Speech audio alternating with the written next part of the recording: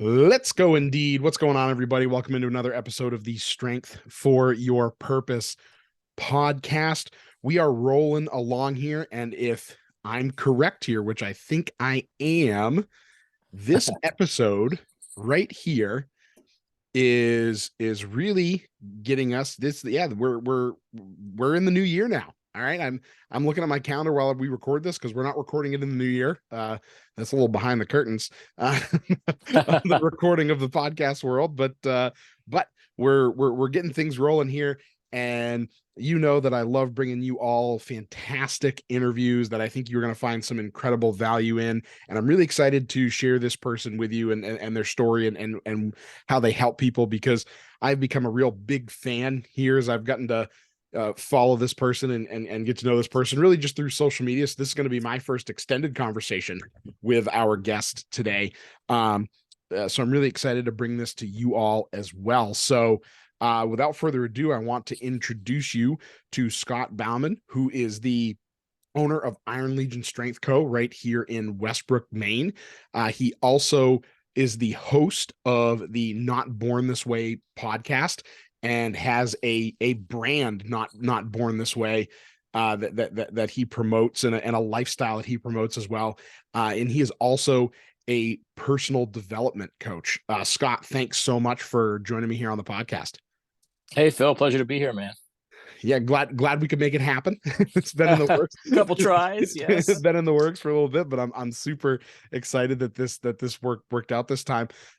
Yeah, thank you again for joining me. And I just want you to introduce yourself here to the folks a little bit, Scott. I know I mentioned the things you do, but tell us a little bit about who you are and how you got going in the fitness and that, and then the personal development world there. Tell us a little bit about your story.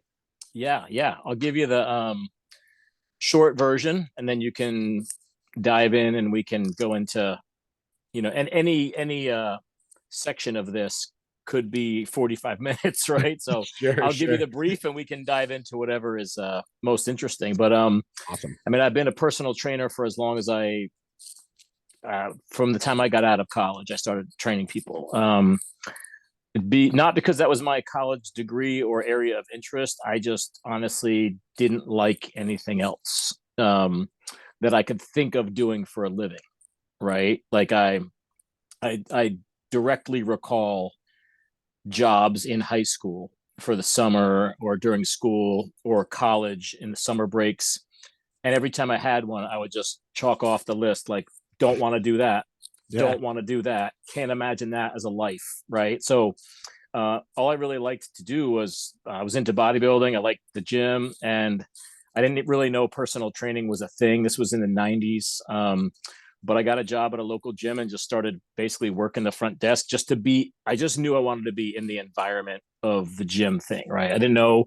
Of course, one day I thought I'd own my own gym, but at 21, I just wanted to work in one. And my parents were tolerant enough to let me live with them and not make any money at the gym for a few years.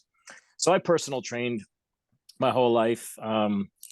Ended up making my way to New York City, did it there for a number of years. That was awesome. And that's just all I did. I just was a full-time trainer from 5 a.m. to 7 p.m., just like you're training, just like Andrew is. And I loved it, dude. I didn't want to manage. I didn't want to do anything but train people. Like every time opportunities came up, I turned them down because I just liked the one-on-one stuff, right? Working with clients. That led us we moved to Florida and opened up I was a minority partner in a personal training business down there. That was my first opportunity to get in the business world and learn a little bit about business. That was pretty cool. Not the right place for us and my family to live, though. So we ended up moving to Maine. I'm originally from New Jersey, so Northeast was familiar to me. Maine just sounded pretty awesome from what we knew. We came and visited it once, moved up here, couple random jobs here and there, but ultimately ended up opening Iron Legion Strength Company, which at the time we called it Iron Will Strength Studio. Turns out somebody else had trademarked that name. So to grow beyond Maine, I had to change it. So we came up with Iron Legion Strength Company. And then the Not Born This Way brand apparel just came out of the gym. We had been doing t-shirts for a number of years. And then during COVID, the gym got shut down for 6 weeks. And that was super scary for me as a entrepreneur, business owner guy, because I realized I got all my eggs in one basket here. Like, this goes down, I'm out. Like, I don't have anything else. So at that time, I decided to separate the apparel company and make that a real thing rather than just sell t-shirts to the people in the gym. And I knew the brand had some legs, like people from other gyms, and I'd wear my t-shirts in the airport and lift heavy, be kind. Somebody would say every time I wear one, someone will say something. So we just started growing that as a separate brand, and I've been doing the podcast since the gym started. And I just like that just became a way for me. My goal for 2023 is to have more guests. Like what we're doing here is obviously, like, I was always limited by this feeling of like I had to go Joe Rogan style, and you had to come to my office. We had to sit across, and like the technology of that was overwhelming, and the scheduling of that. But knowing that I can do it by Zoom, I have no excuse not to do more guests. Sure. But I really just started it as a way to like communicate with all of our clients, right? Because I found that I would have a conversation with somebody at 9 a.m. and then like the same conversation with the next person at 10. And then the same conversation with the next person at 11. I'm like, everyone needs to hear this. Where can I put this that like the people that I don't even train can hear? Right. It just made sense to put it somewhere. So I've really enjoyed doing that. And then as you mentioned, just in the last year or so, I started doing just a private coaching group where we meet online once a week, and just a different topic. It's some degree of entrepreneur / personal development, I would think, just kind of sharing from my experience. Like I wouldn't consider myself like this big business expert, right? I don't have training in business. You could sit me down with a business major and they would talk in circles around me. But in the entrepreneur, starting your own thing from scratch, the hurdles that I have still run into, I can help those people really well, right? So if you came to me, you're like, hey, I have this big business that I want to take to the next level and scale, like, I'm not your guy, right? But if you're like, hey, I want to leave my 9 to 5 and start a side hustle as a barber or as a coach, or I'm a pretty good coach for that person because I'm really familiar with that little journey, right? So I love doing that, and it's kind of an extension of like, I don't train clients anymore, but I love coaching. So that helps me to like, leverage my time. I can help 20 people in 1 hour versus having to meet, working with people one-on-one is great, but you can only fit so many people in a day. Right. You know what I mean? Yeah, for sure. So leveraging the group is great, has been a great way to like, let me feel like I'm still coaching and helping people, but not have to like dedicate so many hours.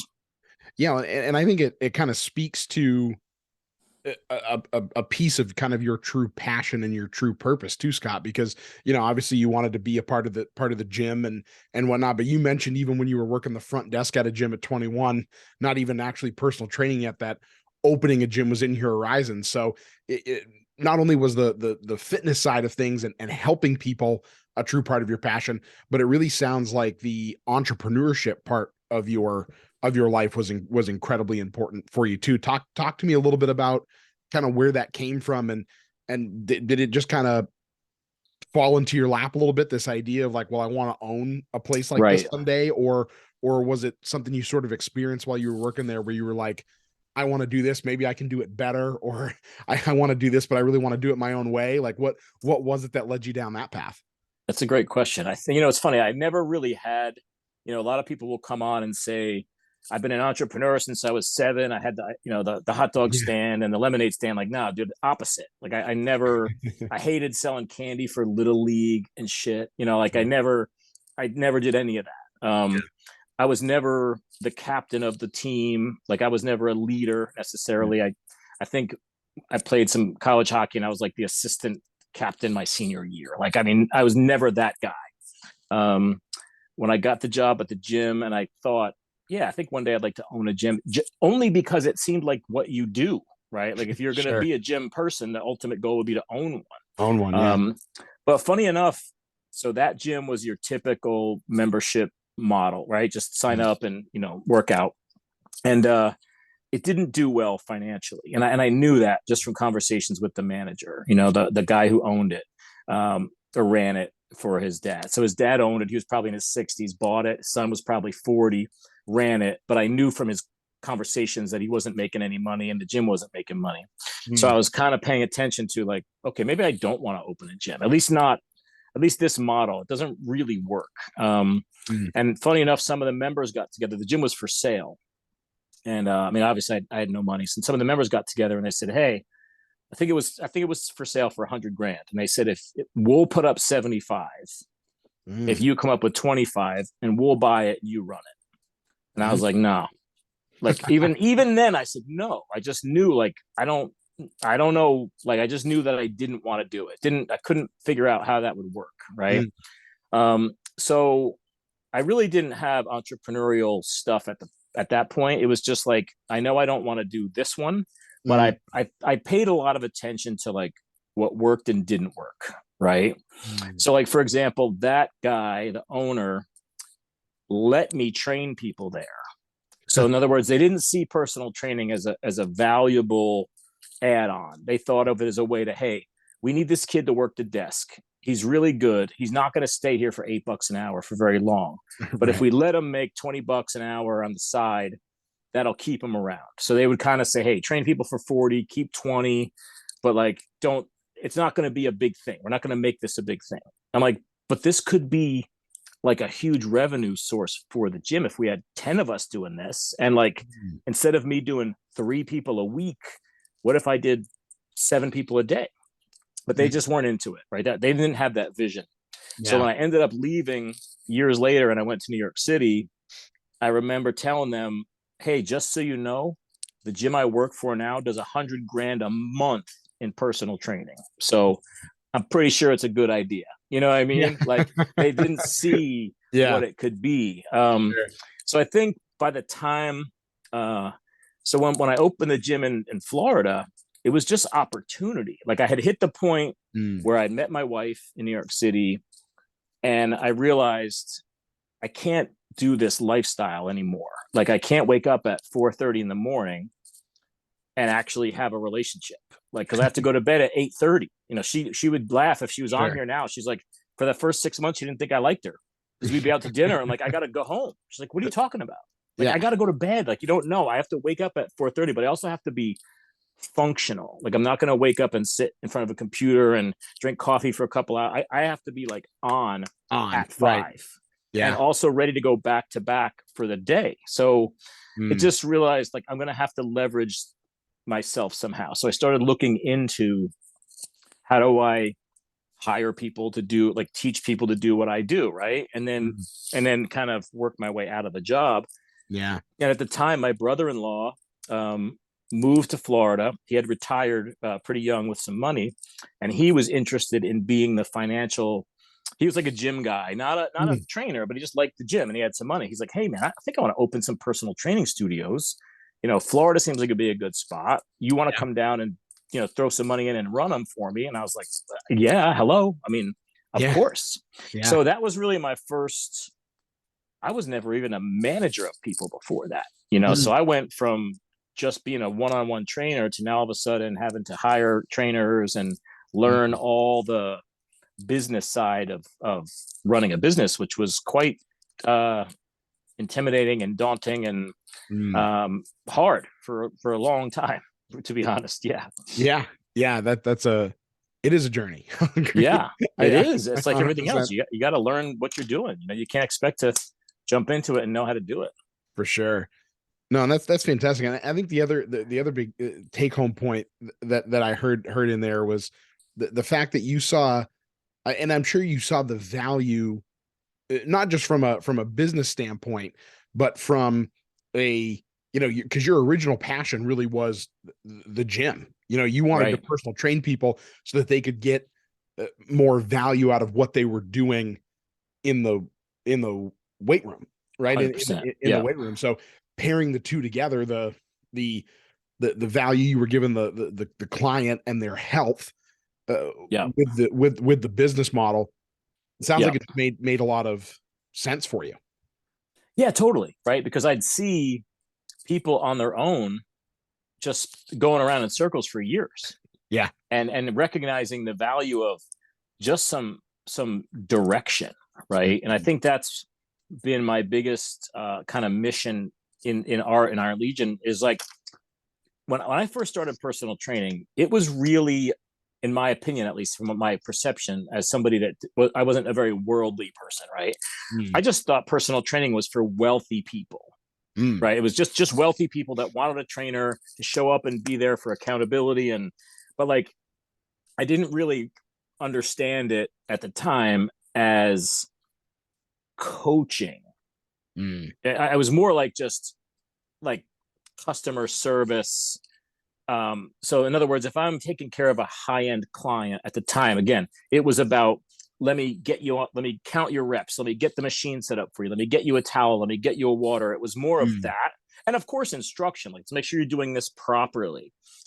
But as I got older, I realized even for the person that can't afford the personal trainer 3 times a week, hold your hand for everything, you could still benefit from, hey, Phil, let me teach you how to do this stuff. Let me write something up for you so you know a program to follow. And then I'll see you once a month or once every 3 months. Like just have some kind of direction. And I'll never forget, I'm an awful golfer. I can't even say golfer. I can't even hit the ball off a tee at a driving range, right? Like I literally hit the thing next to it. Like the divider between you and me, if it went together, I hit that with the ball. Like that's how bad I slice it, right? But I just thought it would be kind of fun, but I just would get frustrated because I'm getting worse and worse, right? Sure. And I'll never forget, I was in my 20s and I was doing it, and a guy came over. He goes, "Can I give you a suggestion?" I said, "Yeah, I mean, yes, please." Like I don't know what I'm doing because I'm a hacker, right? I'm just trying to clobber it. Right. He goes, "For the love of God, give me some help."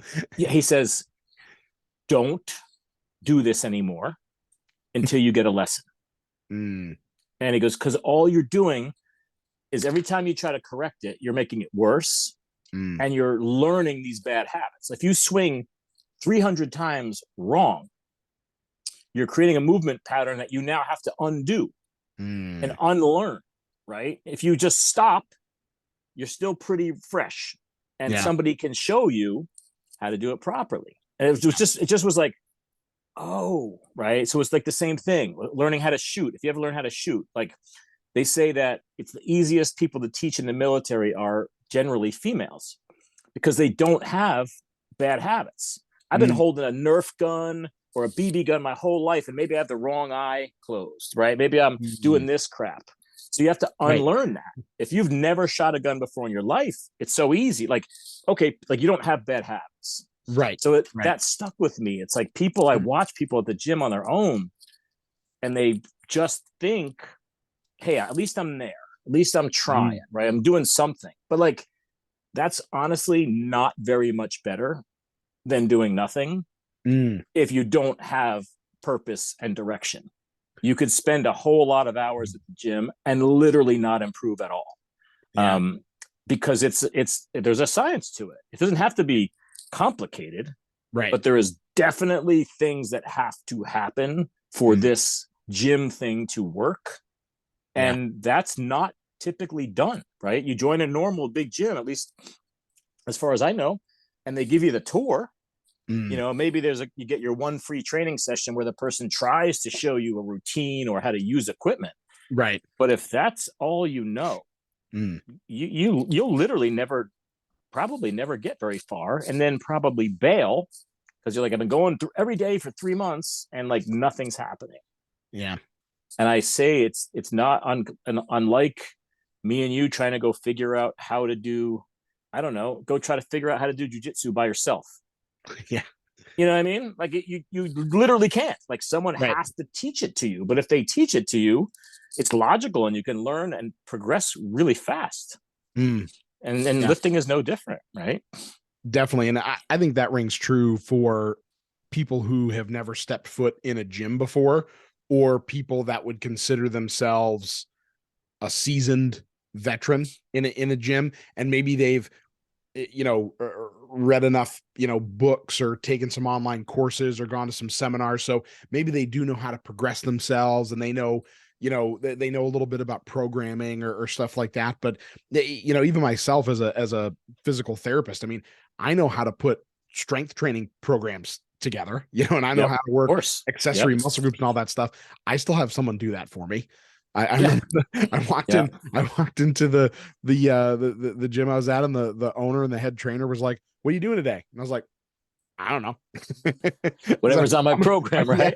I said, this is even before they were like writing any sort of programming for me. And I was like, I'm just gonna probably hit a couple major muscle groups and do a couple big lifts, and kind of figure it out as I warm up here. I'll figure out what I'm doing. And that's when they were like, "I think we should probably write something for you." And he goes, "I've got a personal trainer. I run this place, and I've got a personal trainer." Same. Yeah. So it's something that adds an immense amount of value, because no matter where you're at on that spectrum, there is, so the people that work at these places are, that's what they do. Right. And and they're not doing it just because they like it. I think most people in that industry have a passion for helping people in that, in that way. Yeah. And they're going to pass along a heck of a lot of value that's going to get you way more out of your membership, your sessions, however that gym is run. Yeah. That's going to propel you to a completely different place. Totally. Well, and there's so many things that it brings to, like, depending on what you need, right? Like for some people, the accountability is a very, very big part, right? Like just having somebody waiting, someone that you've paid money to go to see, like it's a different level of commitment. I'm now, my current life, I'm only consistent with things that I have people waiting for me or I have paid for. And coaches. When it's just up to me to go work out at my own gym or in my house, or dude, I'm like everybody else. I got other stuff to do. And all of a sudden I'm like, I'll go tomorrow. So there's accountability. There's, as we mentioned, programming and just knowing what to do and how to do it. And there's also just the push, right? Just having somebody, like I tell people all the time, dude, it's not for beginners, right? A lot of spouses have the tendency to, they're sometimes maybe not so happy about how much money their significant other is spending at the gym or whatever, and they don't get it, right? And they say, "Don't you know by now, what you should be doing?" And I say to them, valid, but like Tom Brady has a personal trainer. You know what I mean? Like top boxers and fighters and everybody I can think of, they have strength coaches. They have basketball coaches still have coaches for basketball, right? Like, I might know how to do squats. I don't want to fucking do 5 more than I want to stop at 10. You make me do 15. That's worth the money. You mentioned, if I write my own programs, I'm going to write all the stuff I like. If you write me a program, you're going to do the stuff I need, which I probably don't like. I won't do. And if you just write them for me, I don't have to do them. If you're my coach and I show up and you're like, "All right, dude, we're doing those things you don't like, and I'm going to make you do 5 more than you want," like that's what I actually need, right? It's really easy to just dance around the stuff that you enjoy doing and like doing. But so there's so many. So for some people, personal trainer provides all 3 of those things. For some, it might just be, "Hey, I hate this stuff. But I love my coach. I like spending an hour with this person who makes me feel good, and I get through my workouts." For somebody, it might be like, "I know how to do everything. I just don't push myself hard enough, or I can't get my butt out of bed at 5 a.m. unless I got money on the line." I mean, there's so many things it brings to the table for different people. Yeah. No, that's so true. And I think the other thing that I found too, that actually has surprised me a little bit the more I've dug into this, and how often a version of this topic has actually come up having these conversations. Even though we need a combination of intrinsic and extrinsic motivation to do stuff like consistently show up and make massive lifestyle changes and all this stuff, sometimes you need someone that isn't you to help you not just find your intrinsic motivation, but keep it going. 100%. You need an external force to help drive that internal force. Absolutely. At a minimum at certain time points, right? You might not need it. Yep. You might not need it every time. You Yep. might need it every week, every session, whatever.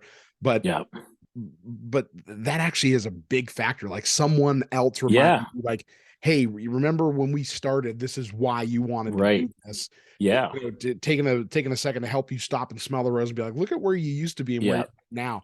I know Yeah. it feels like we've been doing this for this long, or you haven't gotten where you want to on this, or you've had a couple setbacks, you know, someone Yeah. just kind of help steer that the mental and emotional part of that ship. Totally. Beyond the accountability pieces you just mentioned, Yeah. is a huge factor.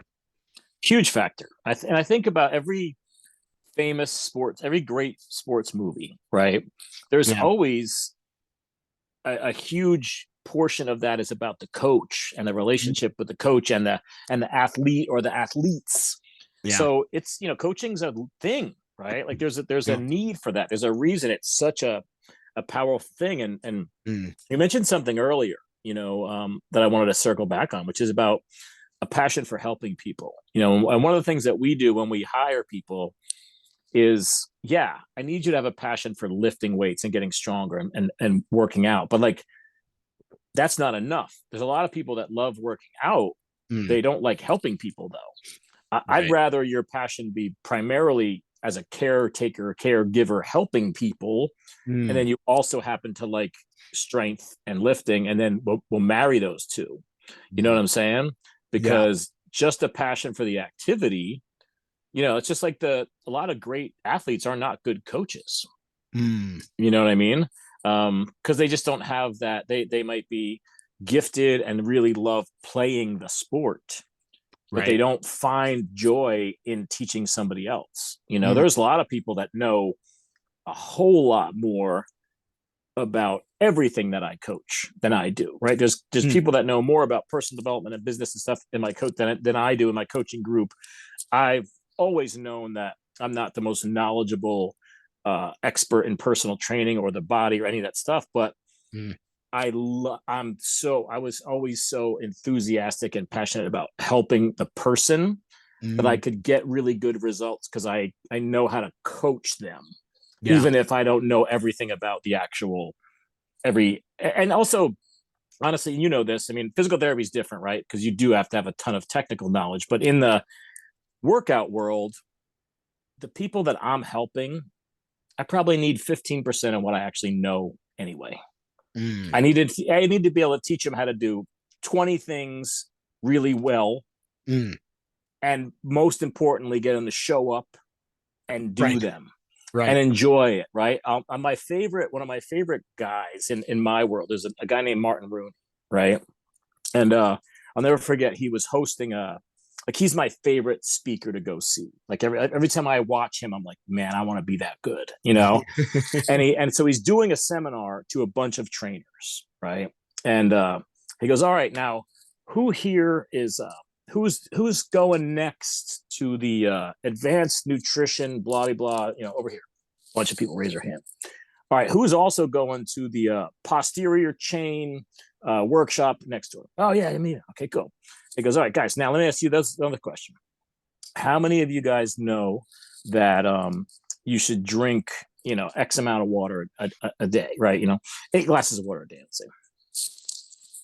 How many of you guys know that you should eat a good amount of vegetables every day? I mean, guys know you should exercise every day. Obvious, right? Now, how many of you guys actually do drink 8 glasses of water every day? Well, not as many hands. Same thing with the veggies. Same thing with plates. Now, how many of your clients know those same things? Yeah. How many of your clients drink 8 glasses of water a day? Very few hands. How many of them eat the vegetables? Very few hands. So you guys don't need to learn more nutrition. You need to learn how to get people to eat their vegetables, how to get people to drink water. Like, what are you trying to learn? Like, right, your gap is not that you don't know enough. Right. You have to get better at getting people to do what you want. That's the coaching part. You know what I mean? I thought that was amazing because as coaches, we have a tendency to want to keep getting better and better and better at more knowledge. Right. But like that knowledge is going nowhere because your client won't even show up. Knowing all this stuff about nutrition doesn't matter if they won't even drink water or eat vegetables. Who Right. cares what vegetables do? You know what I'm saying? Yeah. And I think that's the biggest thing. It's like a business Mm, person who yeah. doesn't understand marketing. Yeah. Like, bro, don't get better at physical therapy if Mm, you don't know how to market your company, or you have crappy customer service. You right. could be the best physical therapist in the world. Nobody's coming, Nope. Yeah. right? So Yeah. you see that a lot. In most industries that deal with, like you said, coaching or teaching people something, and I think this is especially true when you're talking about the wellness, fitness, healthcare industries specifically, having an effect on that person from like an emotional level, that mental, Yeah, emotional, and that personal level, you can't teach it. you You can't. absolutely cannot teach it. And well, that's not entirely true. You can teach it to a degree. You can help people get better at it, I was but going to say, I think you can foster cultivate it. it, maybe Right. cultivate it. Yes, Right. Some exactly. people are But if the naturally, I guess what yeah, I'm saying is some people are naturally better at it than others. yeah, But yes, it's not something that people seek out enough, I don't think. That right, in those industries specifically. You're right. We tap into that way more. We tap into the breadth of that way more in the areas that your trainers work in, that I work in, than we do the breadth of our technical right, knowledge. Um, exactly. yeah, Yeah, and that's the part that honestly has the bigger impact. Is I could sit there for 2 hours and tell the person exactly why their rotator cuff feels the way it does and exactly what we need to do to fix it. But if I can't get them to fix it, all that knowledge is worth zero. 100%, exactly right. And no, Zero. and it's probably even more obvious in your world Mm. because it takes us. Nobody wants to do that stuff. Yeah, nobody You wants know to. what I mean? Like nobody wants to go do their homework. So you No. have to really be able to get Yeah. buy-in Yeah. and educate me on why, right? Mm. Because that's always I hear it from people all the time. Hey, you still going to therapy? Nah, no. What are you talking about? No. It was boring. It's Yeah. supposed to be boring. Yeah. There's not a way to make that interesting, right? Yeah. But Yeah. so a good physical therapist, like a good personal trainer, has to find a way to make the same boring workout. Like, there's always a joke amongst people that know what they're doing in the fitness world. Mm. Like, I don't post a whole lot of my personal workouts because they're not Instagram exciting. Yeah. It's the same 4 exercises repeated a lot, Right. and getting a Right. tiny bit better at them for years and years and years. It's really not exciting. Mm. Physical therapy is pretty boring.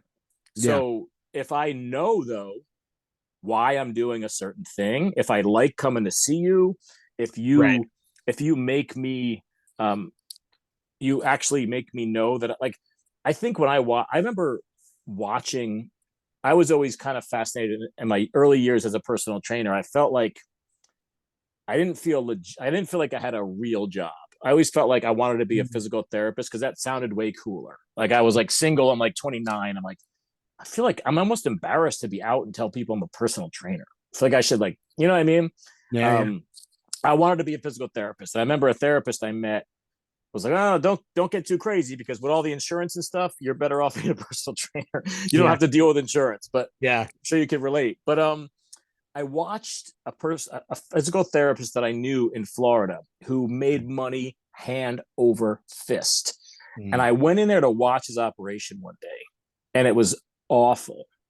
It was literally like a money machine, but it was the worst therapy I've ever seen. You're shaking your head because you've seen it. It was like Yeah. 20 people in a room doing bullshit, Yep. and like two interns walking around, helping them tighten like watching them do their band stuff wrong. And it was just Yeah. a machine factory. Yep. Right. Yep. And I thought, like, that's not how you get someone to go back. Right. Because Yeah. that client can sense Mm-hmm. this isn't doing anything. Yep. If Phil doesn't care that I'm here, Mm. I'm one of 20 people in this same 15-minute time. Like, people are smart, like they can Yep. perceive it, right? Yep. Then you go to a coach who's good. Like, I had a fantastic boxing coach when I was younger. I have an amazing jiu-jitsu coach. So I tell my guys all the time, as a customer, I Mm. know what it feels like to have a coach who's excited for me to show up. Yeah. Like my jujitsu coach, I've never beat him to the gym. He's always there. The minute he hears my feet on the stairs, he's like, "What's up, buddy? You ready?" Like he's excited. I genuinely believe he is excited to help me and to teach me. It's not like oh man, it's 2:30 already. All right, give me a minute. Like he's looking forward to our hour. And that's what I believe my coaches do that.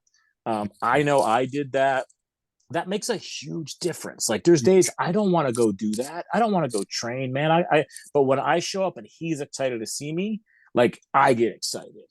Yeah. And he gets excited about my progress. So I notice that I'm progressing, right? Physical therapy can easily feel like it's just monotonous and boring. But if you point out to me, hey, look how much better you did than last week. Yeah. A lot, because I'm not paying attention, right? If I'm at physical therapy, I don't know what I'm doing. I'm just doing what I'm told. I'm pissed off that I can't walk. My shoulder still hurts. So like, if you can make me actually feel good when I'm there, smile a little bit, enjoy my time, and show me, hey, dude, I know this is frustrating, but you're way stronger than you were 3 weeks ago. Like, I'll probably keep coming. Yeah. But how many people don't do that? Because they don't care. Yeah.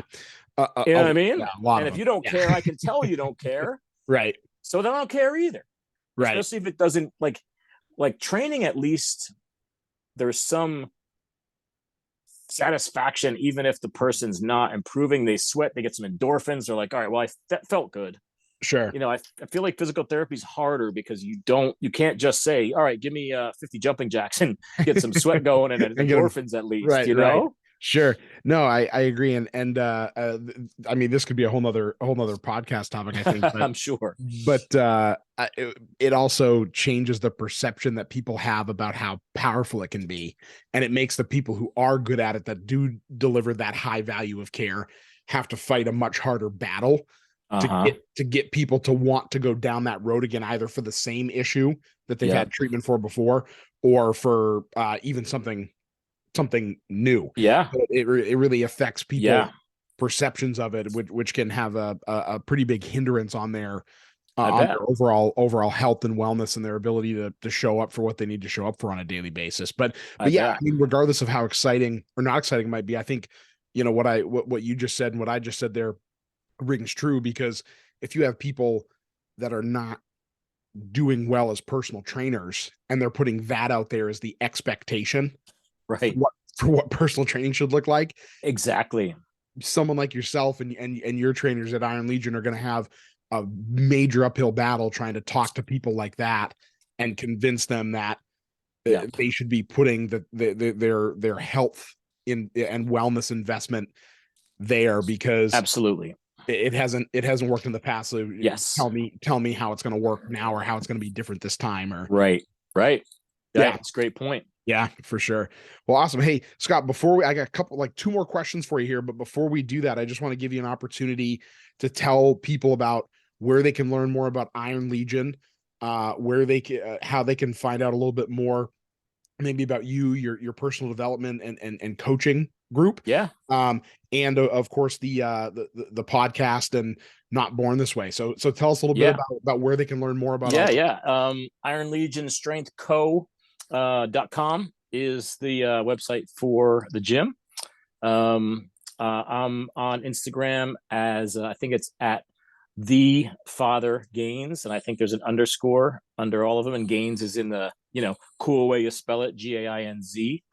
When I first got on Instagram a few years ago, I didn't know anything about anything, and one of my younger trainers that was his nickname for me, so I thought that was a cool handle. So it's still the handle. Yeah. But on my Instagram, I have a link tree that has like all the sites. Not Born This Way brand is where the apparel is, so it's Not Born This Way brand.com.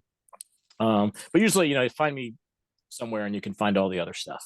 Yeah. Fantastic. Awesome. No, I am not surprised that, as you mentioned it earlier in the podcast, that the Not Born This Way brand had some legs, because every time I see that stuff, I go, man, that's cool. I really should. I gotta find me one of those. It's fun, man. It's been fun.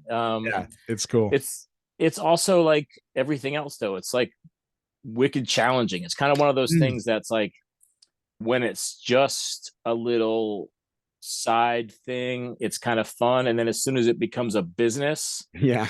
it's like, oh, this is a pain in the ass now. I mean, Yeah. there's a Right. lot of difficult thing. I mean, again, it's kind of like podcasting, right? Like, oh, it seems cool. And it seems cool until you actually now figure out how to get the technology going. If you're ever going to Yeah. monetize it, how do you market it? Like, it's one thing to just do it for fun, but as soon as you decide I want to make this a real business, Yeah. and it's funny because like most businesses, you run the numbers in your head on a napkin, and it's great, it's awesome. And then the reality comes in, you're like, oh, Yeah. okay, the numbers don't really work as good as they did on my little napkin scratch a couple of years ago, Right. so Right. but I enjoy it. I feel like it's something I sometimes I look at how all the challenges in running it, and I go, why am I even doing this? Right. I mean, it's not like a financial thing for me, but I just like, kind of like with coaching, like I love when someone gets a shirt or like a message just resonates with them, and they'll send Yeah. me a message and say, hey man, I just stumbled across your website, your brand really resonates with me, I love this shirt, it makes me feel a certain way, I feel like you're speaking to me when you guys make up these things. So like that keeps me going, even if uh it's not a huge business. I've struggled with, like, do I really want to like pour gasoline on this and try to make it a big thing, or am I just cool to have it be something that's kind of small and a passion project? Yeah. Yeah. Well, that's fantastic. Now, everything I've seen, I love. So I totally, and being, uh, my entrepreneur brain is going all the time. So I totally get the, which, Yes, which rabbit hole do we chase here? dude, that's the part. It's I hard when totally you're like understand that. that. It's hard. Yeah. It's hard to stop. My wife is Yeah. always like, you're starting what now? Yeah. Yeah. Like, I mean, dude, you're already like spread so thin with these 3 or 4 things. Why are you going to do something else? I'm like, I don't know. I Oh no. probably shouldn't, but I can't. It's just my thing. Yeah, for sure. I hear you. That's fantastic. And I encourage you, we'll have all of that, all those links and stuff in the show notes here. I really encourage you all to check that stuff out. Scott, here's a fantastic follow on social media. I love all of this stuff. And I got to give you, Scott, and the gym a big shout out.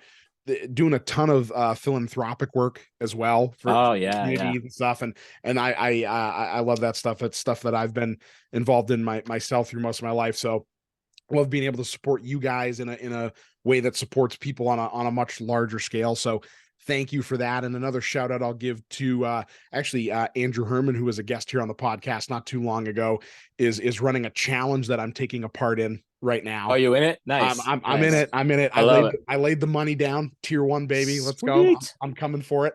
I love it. But great challenge going on that I think, Scott, you talked a lot today about the accountability piece, but trying to create that accountability in a way that actually breaks a lot of barriers down, and Yep. gets people to show up in different ways. And I think this challenge does that. So, I would encourage everyone to go follow all the social media accounts here of Scott. You can go back and look at Andrew's episode here. All his information is there. His And episode was great.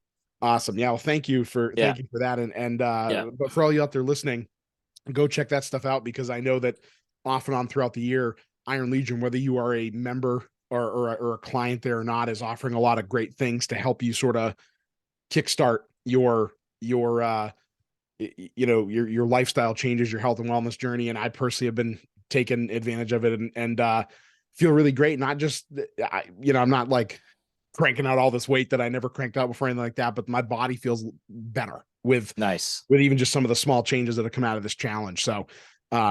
So big shout out to you guys for that.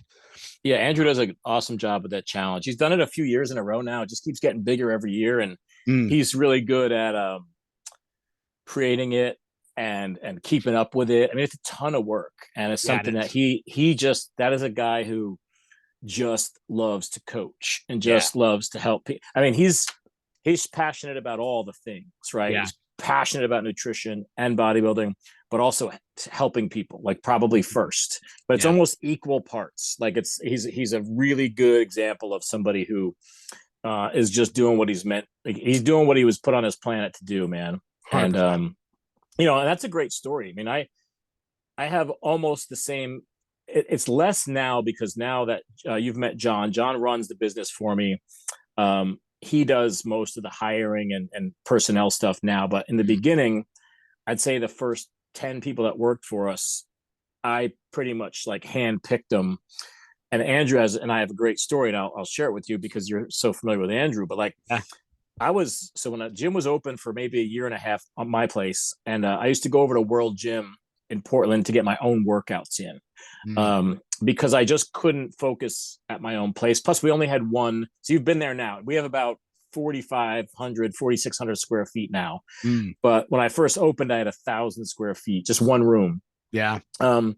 So I couldn't really stay there and work out on my own when I was done. I'd be literally 5 feet from my trainers and their clients. I was like, I gotta get out of here. Yeah. So I'd go to Worlds. I could put my headphones on and just do my own thing, and nobody would bother me. And I saw this kid posing one day in the aerobics room or whatever, right? There's a fitness room with mirrors, and the guy's in there with his shirt off. And so he looks pretty good. And I knew he was getting ready for a bodybuilding contest or something. So I saw him walk out. I just said, "Hey man, what are you getting ready for?" He said, "Oh, I'm competing in a couple weeks." And I said, "Can you close the door for me, Charlie?" Yeah. And I said, "Oh, you're looking great, man. What's the deal?" And we just exchanged, pleasantries, I guess, and started following each other on social media, but probably just Facebook back then. And a year went by probably, and we were expanding, and I needed to get some coaches. And I was thinking, all right, who do I almost never advertise for people, right? I just go through my Rolodex of like, who's in my world that I know. And I'm like, yeah, that dude I met at the gym was pretty sweet, man. I find he's pretty cool. I saw some of his posts. So I reached out. I said, "Hey dude, by any chance, are you a trainer?" He says, "Nah, man, I work for Stonewall Kitchen. I'm like a website guy." He says, "But I do have a certification. I was thinking about doing some online stuff. I would love to. It's just not my thing." And I was like, "Well, why don't you come talk to me, man? Come see the gym and let's talk about it." So he came, and he's like, "Oh man, I love this. Like, what would I do?" I said, "Well, come shadow. Just pick after work, come here a couple nights a week and watch and see if you like it and see, if you can learn some stuff." So he came and started shadowing, loved it. And then we decided, hey, why don't you just pick up a night or two a week once let's teach you how to do it. I mean, I already knew how to lift. It's like learning how to train and coach. And he started training a couple nights a week, and then maybe on the weekends. And it was like all day at work, then straight to the gym and work a couple of clients. It was killer. And then at some point he was like, "All right, man, I'm doing it. Like I'm ready to make the jump, man. Let's do this." Awesome. And now, it's like it's hard for us to believe he even had another job.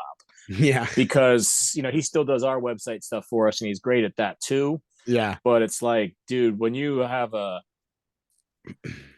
think people, I love the name of your podcast, right? Because it's like, I think a lot of people struggle with what's their purpose on this planet, right? Like, that's a very common 20 to 70-year-old, like, what am I here for? Right. And I feel like when you see someone who's found it, it's awesome, right? Yeah. Like whatever he will continue to do in this field, you already know this is what he's supposed to be doing, right? Yeah. It'll evolve, it'll grow, it'll be more. Like, I know I'm doing what I'm supposed to be doing. And that was like the coolest thing. And I don't think I figured that out till a few years ago, even though I've been doing this thing for so long. Yeah, it finally clicked, like, this is why I'm here, and I don't think a lot of people have that. So to experience is great, but to watch other people find it is like equally awesome. You know what I mean? That's why I love talking to people on this podcast, to hear them say the things where I'm like, oh man, this person is doing what they love to do. Yeah, it's just, even when I don't like personally know them that well. It's so cool, you can just tell. And to your credit there, and to Andrew's credit, when I actually asked him to come on the podcast, because of the way that he put all of that stuff out there, and put his passion out there when I connect with him on social media, I thought he owned the place. I really did. When he told me, when we were chatting back and forth, I think we were just talking back and forth a little bit before the podcast. He's like, "Oh yeah, no, I don't own it, but I work there." And I was, "Oh, okay, cool." Right. But like, that's how passionate about the brand and about everything he is, that you think that, right? Incredible. Yeah. Yeah. Incredible. Oh, it's awesome. That's great. Well, hey Scott, I got two more questions for you here Sure, that I man. like to ask every guest, and I'm really excited to hear your answers for these. The first one is, what is your definition of strength? That's a good one. I also like these that we're not, I like to not know these questions ahead of time. So, it's interesting. I think it's hard to answer this without being cliche, right? Because there's so many things about strength. Sure. Um, but I think the best way I could describe it is like understanding that like might be I have a shirt. One of my first T-shirts was "Through struggle is born strength," Mm, and that was like my first tagline for a T-shirt. mm, And I think that is probably involved in my answer somehow, right? Which is like, I think we try to obviously avoid struggle and mm, difficulty and hard times, right? And in this day and age, it's super easy to actually do that, barring accidents or bad things happening. mm, You can have a pretty resistance free existence if you want, right? You can sit on the couch, you can order DoorDash, you can work from your computer. yeah. Um, you can probably get through life without having a physical confrontation with a person. You Mm, don't have to probably endure extreme weather if you can be in a house with heat and air conditioning and a car. Like we have this like comfort life, and mm, then we end up super bored and super disillusioned yeah. because we're built as humans to like overcome, right? So my tagline for my coaching company is adapt, overcome, evolve. Mm, um yeah. and like when you take that away, um I don't know, I feel like life becomes boring and monotonous. Sure. And I think I really believe that's where a lot of depression type things. And of course, I'm not talking about clinically. I'm talking about just the general Yeah. humdrum of life becomes because there's no more challenges, right? When you're a Mm, kid, you like seek out hard stuff, and there's sure. a lot of hard stuff that just gets thrown your way. But once Mm, you get to decide, like I mm, remember I hated public speaking in high school and college, so I would just hate to have to do it. I'd have so much anxiety and fear. So once I graduated, I'm like, I'm never doing that again. hmm, Right now here I you love are. doing it. Actually, now I enjoy doing it and I seek it. But like um choosing to go to the gym and get stronger only happens by going through the discomfort of Mm, becoming stronger, sure. right? Yeah. Learning martial arts is uncomfortable to be a new person. It would be way easier to not learn them because Mm, I don't plan on getting in a fist fight with anybody anymore, right? I'm 53 right. years old. I don't really think it's going to happen, but I like learning them because I like being challenged and getting Mm, better at something that I'm not good at, right? yeah. Um, Yeah. I Yeah. like figuring out my apparel company. Like it's challenging. I don't need to do it. So I could Mm, easily just throw in the towel because it's a lot of work and a lot of headaches for stuff that I don't even need. But yeah. I like that. Right. So Mm, I think strength comes from getting through stuff, mm, and then that translates into more important stuff. Right. So mm, like we have a something on one of the walls that says like where the body goes, the mind will follow, right? But I think that like, you get stronger in the gym and you're like, whoa, I didn't think I'd ever be able to do that. mm, And it's, most people are insanely stronger than they think and or capable of being stronger than they think, right? And then that applies later in life situations where you're mm, like, hey, I never thought I could do XYZ. I mean, you mentioned our charity stuff. Our Operation Change event is so awesome, mm, not only because we raise so much money for a great cause, but we have people who literally just started lifting as adults, maybe never played sports, maybe never get up in front of people, maybe they have a desk job or they're just on a computer. Now all of a sudden they're getting up in front of 100 people and going for a max deadlift with a screaming crowd, and it pushes them out of this comfort zone. You know what I mean? And all of them are nervous and anxious, but after it's over, it's like the greatest experience they've ever had. Yeah. You know what I mean? So it's like without the challenge, there's nothing without anything to overcome. There's no strength, right? There's no reward. It's all better after some every great movie, right? Sport movie has some big challenge. They don't just win the whole season. it's a boring movie, right? It's always like, the Rocky story always has him getting the crap knocked out of him, getting knocked down and going through hardships, right? So somewhere in there is an answer. No, that was perfect. That's awesome. And then the final question I have for you, Scott, is what is your true purpose in life? So it's funny. I think I realized it in the last few years that it's it's to help people, right? So at one point I would have thought it was to help people, like I was a personal trainer, right? And it was my thing then was at first it started out with like I was a bodybuilder, so I just liked helping people look better, honestly, right? Which I still think there's value in that, right? Still self-esteem is helpful, and looking better and feeling better is a big deal. Improving your confidence is a big deal. But then I started to see that strength, just physical strength, was super helpful to people who, maybe weren't able to or couldn't change their appearance a whole lot, right? Maybe genetically they're not gonna look a certain way, or maybe they're just late in life to do it, or maybe they don't want to make the changes nutritionally, but everybody could get stronger, right? Like even if people did everything wrong at the dinner table, they could still get stronger. Yeah. And I liked to see that. It bothers me to see weakness, right? Like knowing that we can fix that, right? So I felt like that was my mission, is like getting people to recognize everyone could become stronger, not only physically, but mentally, emotionally.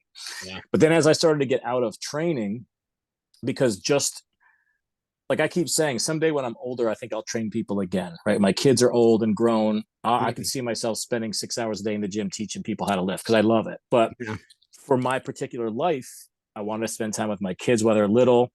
I wanted to support my wife while she had a really serious job. I want to grow my company. I can't train people and do that, right? I had to leave time to do this stuff, right? Like this is what I do now. Yeah. And I have people in place to train people.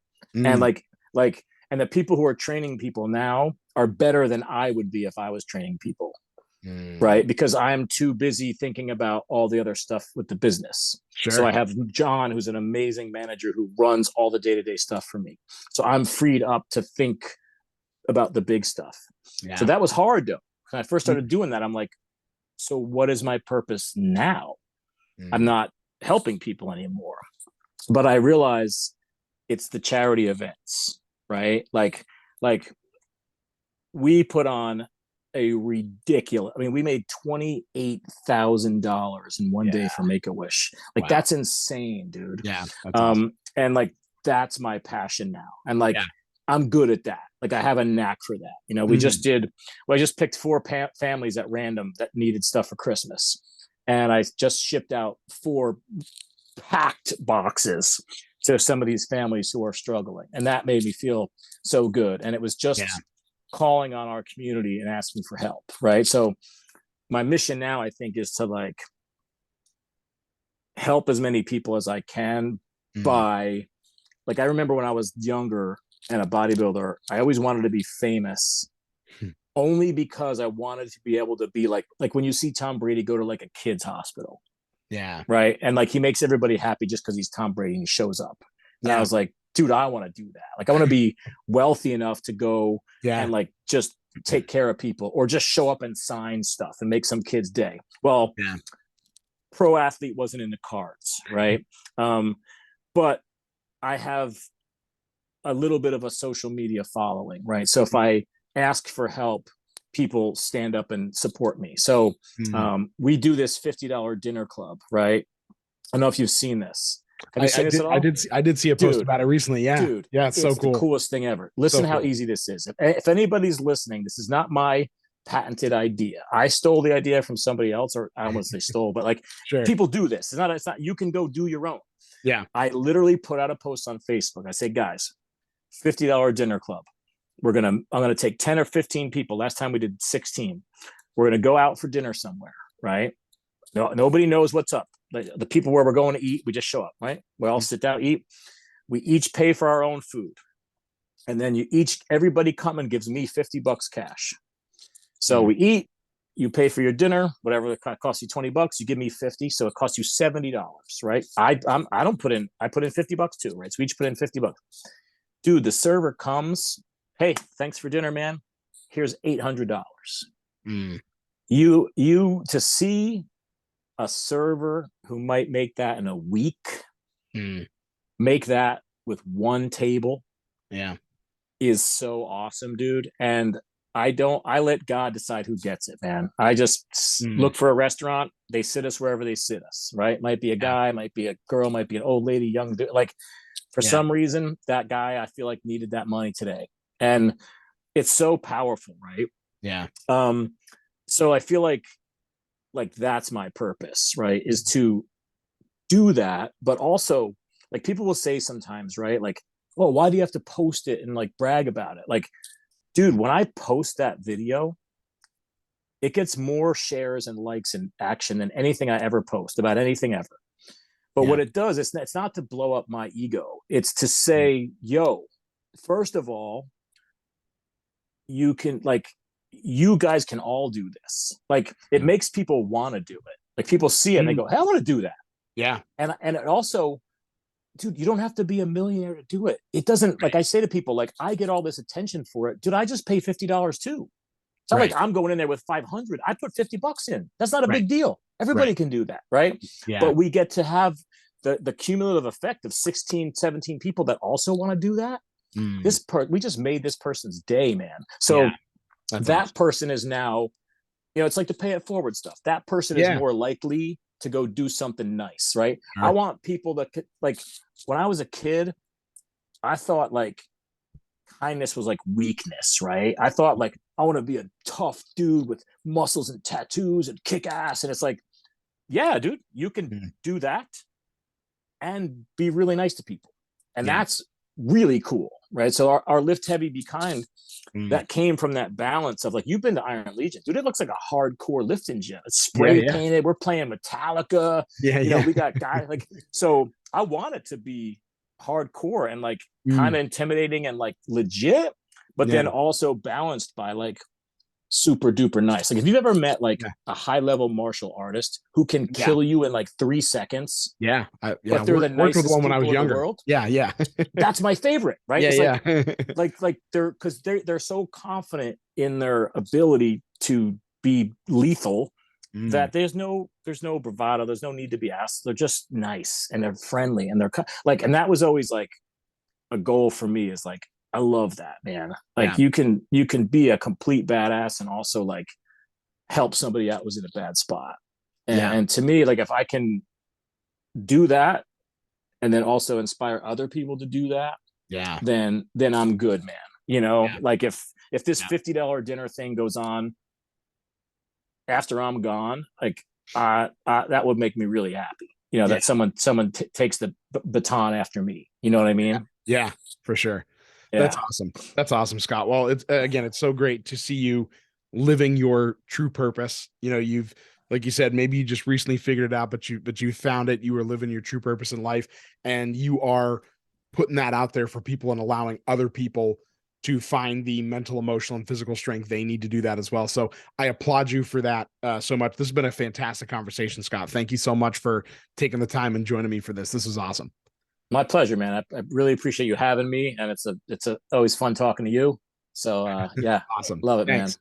Thanks so much. Well, everybody out there, I really encourage you, go check out Scott and Iron Legion Strength Co. Not Born This Way. We'll make sure we have all those links in the show notes so you can check it out and learn a little bit more about how you can learn how to fulfill your true purpose in life as well. So until next week, everybody, go make it a great week, and we'll see you back here on the Strength for Your Purpose podcast. Thanks, everybody.